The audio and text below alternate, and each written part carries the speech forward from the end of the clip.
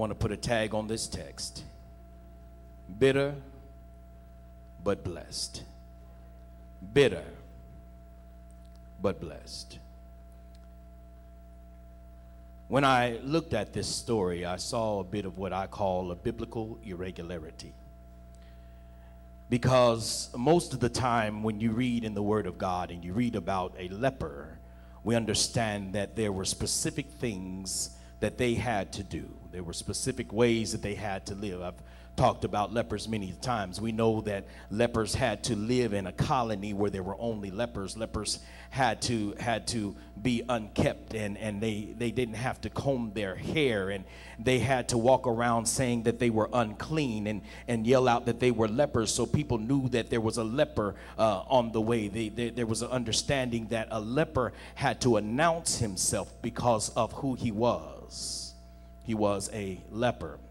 And in this particular story, we find a man that has leprosy. He is indeed a leper, but he lives a man amongst people. He does not live in a leper colony. He actually has a higher status. He has some movement. He has some notoriety. People know who he is, even though he is a leper. You look at the text. The text simply says that he was a captain of the host, that he was a mighty man of valor, but he was a leper. And as we read on in the text, I want to go a little farther so you can grasp it. I know you've read it before, but it says here, and the Syrians had gone out by companies and had brought away captive out of the land of Israel a little maid. And she waited on Naaman's wife, and she said unto her, Mistress, would God my Lord were with the prophet that is in Samaria, for he would recover him of his leprosy. And one went in and told his Lord, saying, Thus and thus said the maid that is of the land of Israel. And the king of Syria said, Go, and I will send a letter unto the king of Israel.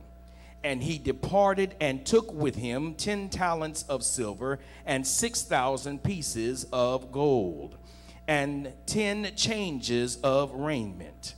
And he brought the letter to the king of Israel, saying, Now when this letter is come unto thee, behold, I have therewith sent Naaman my servant to thee, that thou mayest recover him of his leprosy. And it's come to pass, when the king of Israel had read the letter, that he rent his clothes and said, Am I God, to kill and to make alive, that this man doeth sin unto me to recover a man of his leprosy?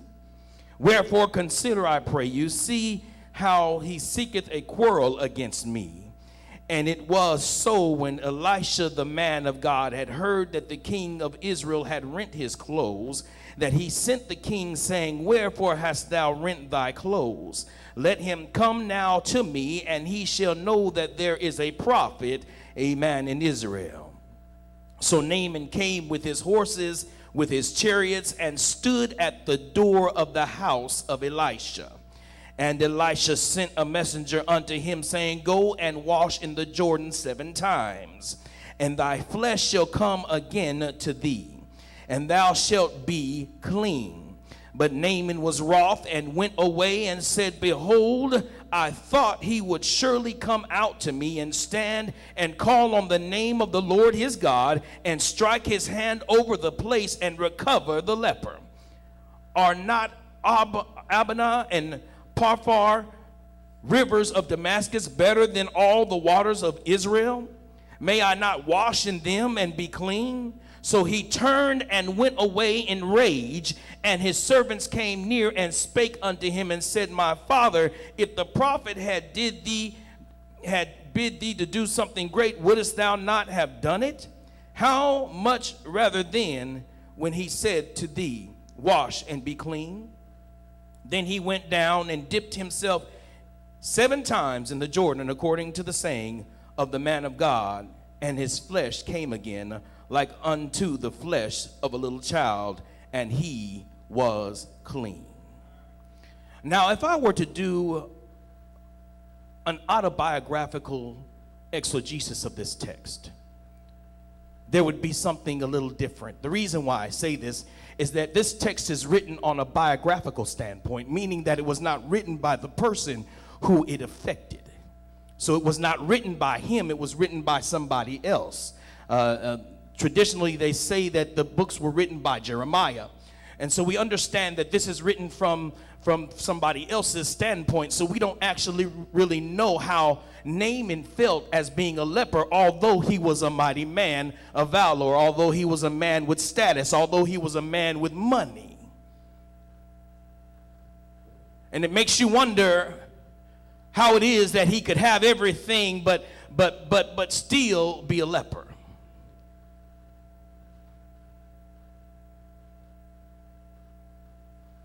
He had all of the status, and he had all of the relationships that other lepers didn't have. He was able to stay in the city, and he was able to stay at home. He was able to do the things that he wanted to do day after day. But the question is, how did Naaman feel? We talk about the fact that he was a leper. And when you look at the text gives us all of the accolades about him. And then it comes to the point, it says, that yeah, he was a mighty man of valor and he was a captain of the host. And then it says, but. And we understand that a but coordinate conjunction means that it erases everything else that came before it. Sometimes people say that about us. They say, oh yeah, she's a really nice lady, but.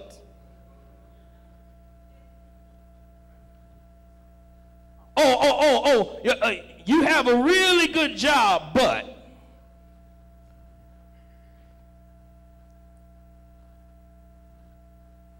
Oh, the family looks so nice, but.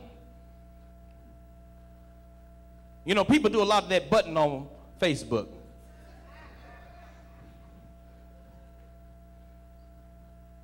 And it's funny, even though we it's used to connect to people, but sometimes you have people on there who are always trying to be messy.